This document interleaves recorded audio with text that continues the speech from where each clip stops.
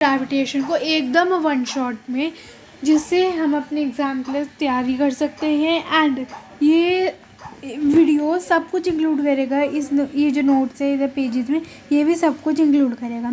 तो सबसे पहले universal law of gravitation. Universal law of gravitation क्या होता है? ये हर ऑब्जेक्ट दूसरे अदर ऑब्जेक्ट को अट्रैक्ट करे किसी न किसी फोर्स के साथ, ठीक है, जो किसके डायरेक्टली प्रोपोर्शनल है, between the product of their masses and it is indirectly proportional to the square of the distance between them.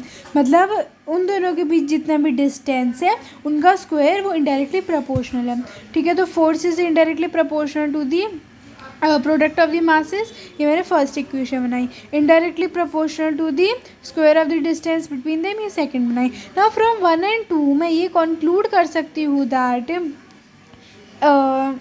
just a minute, I can conclude that force is m1 m2 upon में d square. Now to remove proportionality sign, मैंने आपको बताया था कोई ना कोई constant लगता है, तो m1 m2 और कांस्टेंट में क्या लगाऊंगी? g, कैपिटल जी यहाँ एक कांस्टेंट की तरह एक्ट करेगा, ठीक है। तो देयरफॉर जो हमारा बड़ा जी होता है, कैपिटल जी होता है, वो ग्रेविटेशनल कांस्टेंट होता है, उसे हम ग्रेविटेशनल कांस्टेंट कहते हैं, जिसकी वैल्यू कितनी होती है? 6.67 इंटू 10⁻11।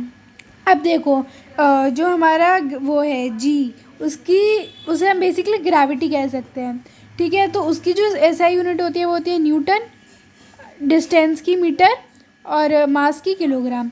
तो इसकी वजह से हमारी ये यूनिट्स आई है। नाउ इम्पोर्टेंस क्या है? ये एक ऐसा फोर्स है जो हमें बांध के रखता है टू दी अर्थ। जो हमारे सन के अराउंड प्लैनेट्स की मूवमेंट होती है वो इसी के वजह से होती है, जो अर्थ के अराउंड मून की मूवमेंट्स होती है वो इसी की वजह से होती है, और जो टाइड्स आते हैं। नाउ फ्री फॉल, अगर मैं बॉडी को ऐसे ऊपर फेंकूँ, ऐसे ऊपर उछालूँ, तो वो नीचे आएगी ना after reaching a certain height. तो एक बॉडी जब वो सेंटर की तरफ गिरती है, वो किसके इन्फ्लुएंस के अंडर गिरती है? It comes under the influence of gravitational pull, और इसे हम फ्रीली फॉलिंग बॉडी कहते हैं। तो अगर हम बड़े वाली जी की बात करें, कैपिटल जी की, वो तो ग्रेविटेशनल कांस्टेंट हो गया, और स्मॉल जी क्या हो गया? ये एक्सेलरेशन की तरह होता है। The earth attracts the body towards the centre, the acceleration of a body due to the direction of earth towards the centre. अब देखो फोर्स को मैं लिख सकती हूँ मास इंटू एक्सेलरेशन, ये मैंने आपको बताया था chapter force and laws of motion वाले चैप्टर में। तो अब ए को हम जी भी लिख सकते हैं, ठीक है। तो ये मैं लिख सकती हूँ force is equals to m जी।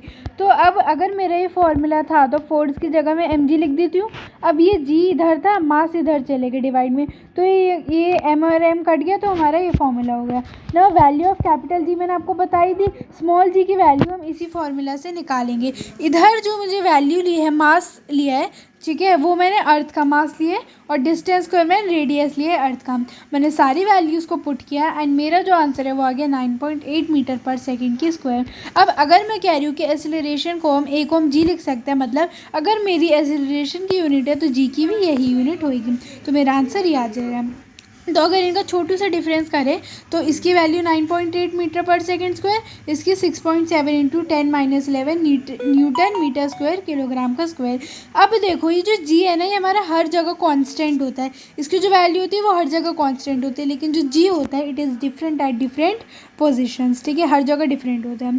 जी हमारा 0 होता है at centre of the earth, whereas capital G हमारा इसकी वैल्यू होती है at the centre of the earth. अब देखो जो हमारा स्मॉल जी होता है, the acceleration g of body due to the direction of earth towards a centre, जो अर्थ का डायरेक्शन टुवर्ड्स ए सेंटर।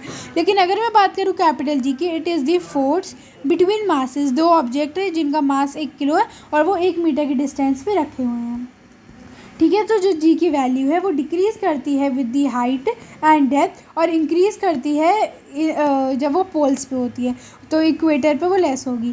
अब मास एंड वेट का डिफरेंस बता देती हूँ। मास होता है एक बॉडी है, उसमें कितना मैटर है, ठीक है, basically it is the quantity of matter content in a body, और वेट होता है इट इज़ द फोर्स जिसके विद विच हमारी बॉडी को एक अर्थ अट्रैक्ट कर रही है।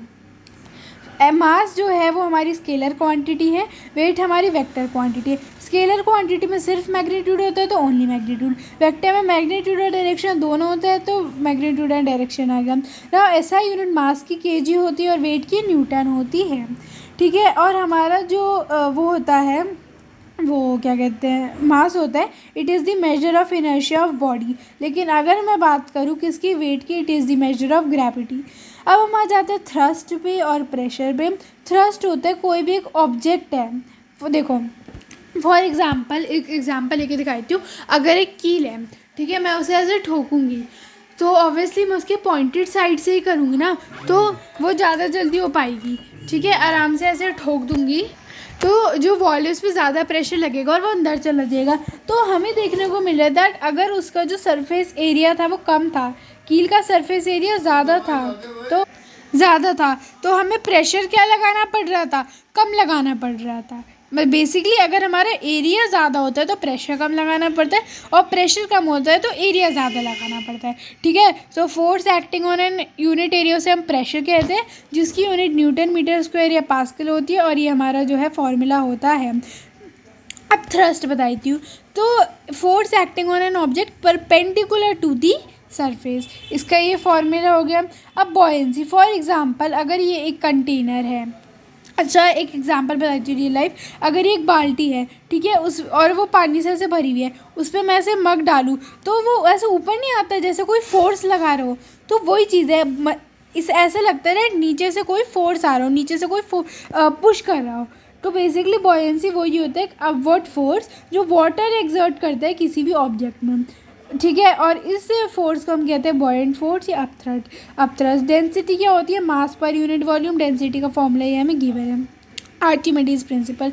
ये कहता है दैट जब कोई बॉडी पूरी तरह या पार्शली किसी भी फ्लूइड के अंदर होती है, फॉर एग्जांपल अगर मैं ये कंटेनर लेती हूँ, ये ऊपर तक भरा हुआ है, ठीक है, और इस पर मैंने एक मग डाला, तो जितना पानी बाहर गिरा it is equal to the weight of the fluid displace by it. ठीक है, और अगर मैं कहूँ पार्शियली मतलब इतना ही भरा हुआ है, तो इधर से अगर मैंने मग डाला तो वो इधर तक लेवल रेज हो गया, तो इतना मेरे में वेट है किसका, फ्लूइड का, डिस्प्लेस्ड बाय इट। इसके एप्लीकेशंस क्या है, ये शिप्स को और सबमरीन्स को डिज़ाइन करने में यूज़ होता है। लैक्टोमीटर जो होता है मिल्क की प्योरिटी को डिटरमाइन करता है, उसमें यूज़ किया जाता है। हाइड्रोमीटर किसी भी लिक्विड की डेंसिटी को डिटरमाइन करता है। होप आपको 4 पेजेस में समझ में आ गया होगा चैप्टर। देखो बहुत ईजी है, यही मेन पॉइंट्स है जो मैंने लिख रखे हैं, अगर तुम इसे कर लोगे you will definitely score the good marks.